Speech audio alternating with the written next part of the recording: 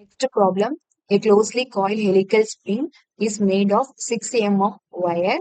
The maximum shear stress and deflection under a 200 Newton load is not to exceed 80 megapascal and 11 mm respectively. Determine the number of coils and their mean diameter. Take C is equal to 84 gigapascal. So first நம்ம given எடுத்து எழுதிடலாம். So இங்க 6 mm wire கொடுத்துருக்காங்க. அப்ப அதுதான் என்னது diameter. Next என்ன கொடுத்துருக்காங்க, கேர்ஃபுல்லா ரீட் பண்ணும். First one maximum shear stress, அதுக்கப்புறம் டிஃப்ளெக்ஷன் கொடுத்துருக்காங்க. அதனால ஃபர்ஸ்ட் கொடுத்துருக்கிறது வந்து மேக்ஸிமம் ஷியர் ஸ்ட்ரெஸ் உடைய வேல்யூ, அதுக்கப்புறம் டிஃப்ளெக்ஷன் உடைய வேல்யூ. ஸோ அதுக்கு முன்னாடி என்ன கொடுத்துருக்காங்க, 200 நியூட்டன் லோடு. அப்ப அது லோட் தான் எவ்வளவு 200 நியூட்டன். இல்ல மேக்ஸிமம் ஷியர் ஸ்ட்ரெஸ் கொடுத்துருக்காங்களா, அப்ப அதுதான் வந்து 80 மெகா பாஸ்கல். Deflection 11 mm. கேர்ஃபுல்லா எழுதிக்கணும். Respectively determine number of coils n கண்டுபிடிக்கணும். மீன் டயாமீட்டர் என்னது கேபிட்டல் டி கண்டுபிடிக்கணும். So C is equal to 84 giga pascal கொடுத்துருக்காங்க. ஸோ ஜிகானா 10 பவர் 9, இதே இது மெகானா 10 பவர் 6. ஸோ ஜிகானா 10 பவர் 9, பாஸ்கல்னா நியூட்டன் பர் மீட்டர் ஸ்கொயர். இந்த டினாமினேட்டர்ல பாக்குறோம், இங்க வந்து என்னது மீட்டர் இருக்குது. ஸோ எல்லாத்தையும் நம்ம மீட்டருக்கு கன்வெர்ட் பண்ணிடுவோம். ஸோ இந்த ஷியர் ஸ்ட்ரெஸ் வந்து 80 மெகா பாஸ்கல் கொடுத்துருக்காங்க.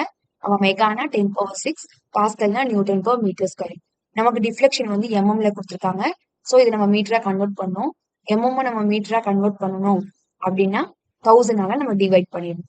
இப்போ இது இங்கேயும் 6 mm இருக்கு, இதையும் நம்ம மீட்டரா கன்வெர்ட் பண்ணிடணும். நெக்ஸ்ட் நம்ம கிட்ட என்ன கேட்டிருக்காங்க, number of coils and mean diameter.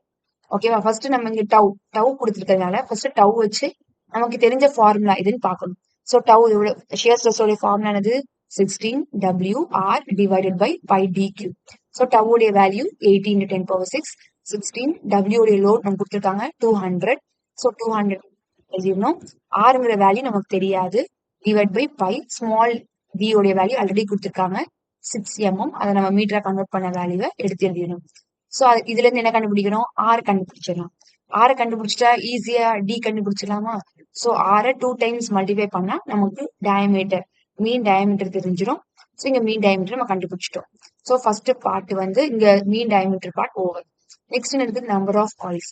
Number of coils வந்து என்கிறது வந்து எந்த ஃபார்முலால வருதுன்னு பார்க்க போறோம். ஸோ டிஃப்ளெக்ஷன் ஃபார்முலால பாருங்க 64 WR³ n divided by CD power 4. So இங்க வந்து டிஃப்ளெக்ஷன் நமக்கு ஆல்ரெடி கிவன்ல கொடுத்துருக்காங்க. ஸோ கிவன்ல என்ன கொடுத்துருக்காங்க 0.011 m இருக்கா. ஸோ அதை எழுதிக்கணும். 64 Wங்கிறது லோ, ரேடியஸ்ங்கிறது நம்ம இங்க கண்டுபிடிச்சிருக்கிற வேல்யூ, என் தான் நம்ம ஃபைண்ட் அவுட் பண்ணோம். சி உடைய வேல்யூ கிவன்ல கொடுத்துருக்காங்க. சி என்னது மாடுலஸ் ஆஃப் ரிஜிடிட்டி, அந்த ஆன்சர் எழுதணும். நெக்ஸ்ட் வந்து என்னது டி பவர் 4 வந்து கொஸ்டின் கிவன் கொடுத்துருக்காங்க. ஸோ நம்ம என்ன பண்ணோம், இது எல்லாத்தையும் சால்வ் பண்ணிக்கோங்க. என் தானே நமக்கு வேணும். ஸோ என் மட்டும் என்ன இந்த சைட் கொண்டு போயிட்டு இது இங்க கொண்டு போயிடும். ஓகேவா.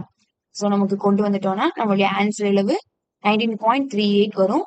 ஸோ இது நம்ம அப்ராக்சிமேட்லி இஸ் ஈக்குவல் டு 20. இதை நான் எப்படி எழுதியிருக்கிறேன் அப்படின்னா, நமக்கு என் தானே வேணும். ஸோ இதை அப்படி கிராஸ் மல்டிப்ளை பண்ணியாச்சு. ஸோ 84 வருது. நெக்ஸ்ட் என் தான் நமக்கு வேணும். ஸோ இங்க இருக்கிற மல்டிபிளிகேஷன் கீழே போகும்போது இது டிவைட் ஆயிடும். ஸோ இது அப்படிதான் நம்ம என்கிற வேல்யூ நம்ம ஃபைண்ட் அவுட் பண்ணிருக்கோம்.